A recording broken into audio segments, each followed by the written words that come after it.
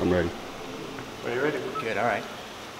Are you starting to get a feel already, a buzz for this game tomorrow night or Saturday night?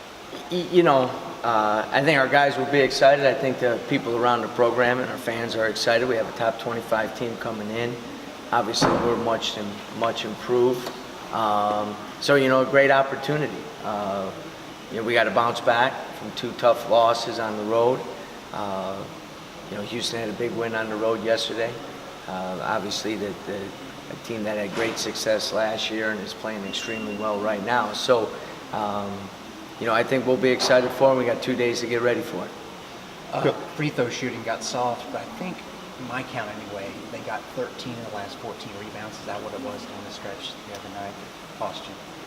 I don't know about the rebound thing. The free throws, I'd rather shoot 50% and win. Our guys are spending a lot of time. They know that that's a critical hole in our game a little bit that we need to improve in. So to their credit, they're putting in the time, and we're able to go to the line and complete plays if they get fouled, to be able to go to the line and get points on the board there. So, we did a good job on the glass throughout the game.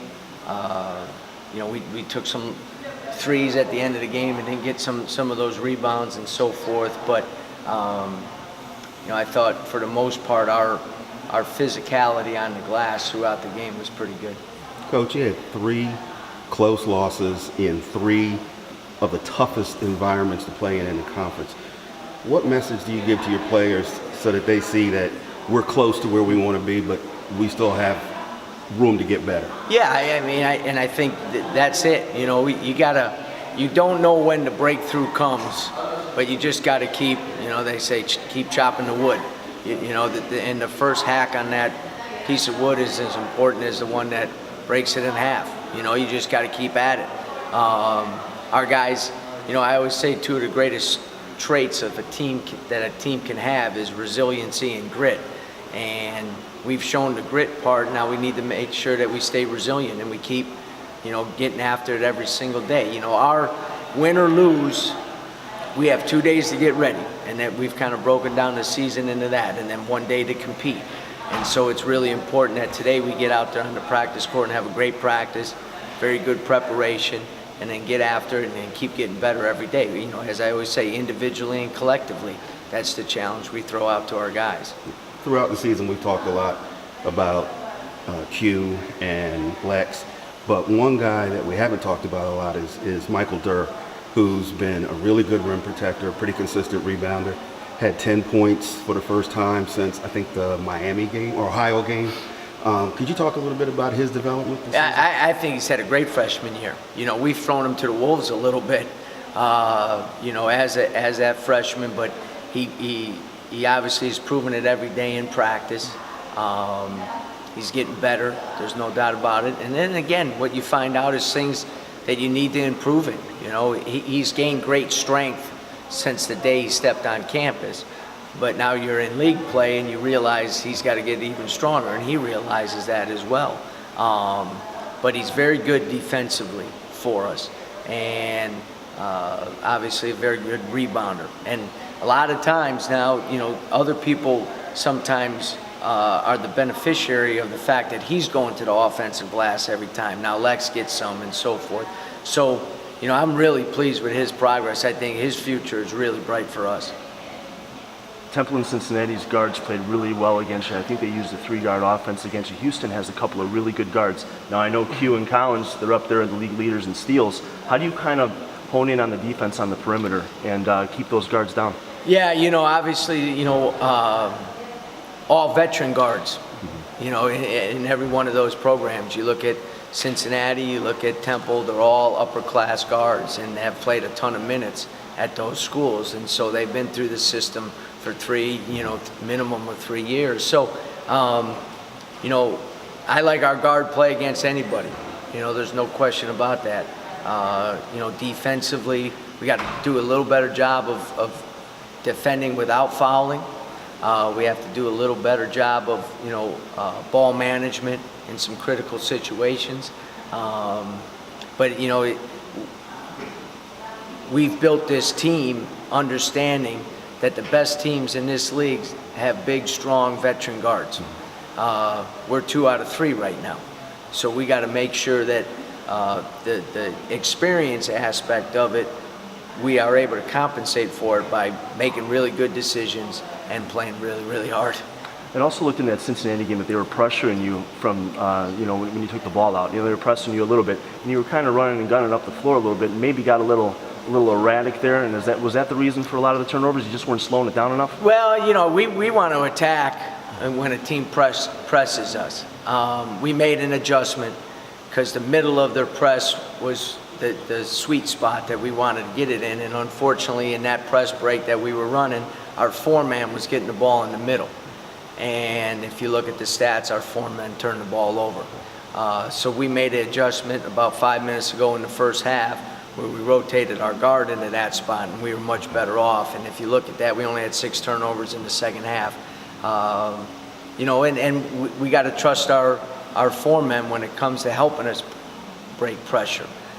In order to do that, you got to have more than just 2 primary ball handlers. You got to have a third and a fourth, and our fourth in that particular situation made some bad decisions. And that's really the first time that they've been put in that situation, because the other pressing team that we faced was more all on the guards.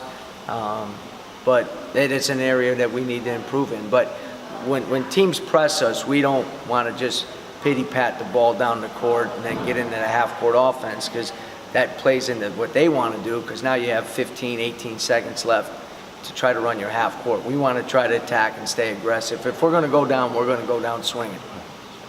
What's been the key to the steals so far this season? You guys are 10th in the NCAA in steals. What's really been your message? No message from me on that. That's pure individual talent. LaQuincy and David are exceptional at it. So we've adjusted a little bit of our defensive philosophy to fit what they do best. At the same time, the challenge for them is the maturation process of understanding when is the right time and when is the time that we need to be a little more solid. I think they've done a pretty good job of that, and that's just something that we need to keep getting better at. What are the keys to victory against Houston? Well, they're unbelievable in transition, just phenomenal in transition.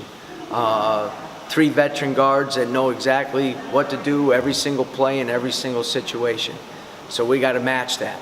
We have to match that. We have to do a tremendous job on the defensive glass, because they're, if not the best, the most efficient offensive rebounding team in our league. And then we need to play the way we're capable of playing. We need to be at our best. In this league, if you're not at your best, you're putting yourself in grave danger in terms of not being successful. We have to play well for 40 minutes. They're a top 20 team for a reason. They were hope and a prayer away from being in the Sweet 16 last year. They bring back a big core of their team from last year, and they've proven that they're the top team in our league right now. In the process of chopping wood, trying to break through, do you feel like you guys have proven that you're capable of beating any team in this league on a given night? I think we're capable of beating any team, and we're capable of losing to any team in this league. And I think there's probably, I don't even know, because I just worry about the next game. How many teams are in our league? 14? Yeah. 12, 14? Do you even know? 12. It's 12. 12. I know it's 12. Houston seems like 2, though, right? Right. So 12. Yeah. So there's probably 10 other teams in the league that could say the same thing. This league is much better than last year, in my opinion. Watching film on everybody now. Teams that were picked to finish lower have really good players. So if you don't come to play, those players are good enough to single-handedly, or a group of 2 or 3 players, win games. Cincinnati goes to East Carolina and loses. Wichita State, that is, as over the last 10 years, is as good as anybody. And I know they lost players, but they've lost players in the past too. Got their first win yesterday. You know what I mean? So, this league it's going to be a dogfight every single night. I thought Tulsa, is a veteran team, very, very good, obviously great at home.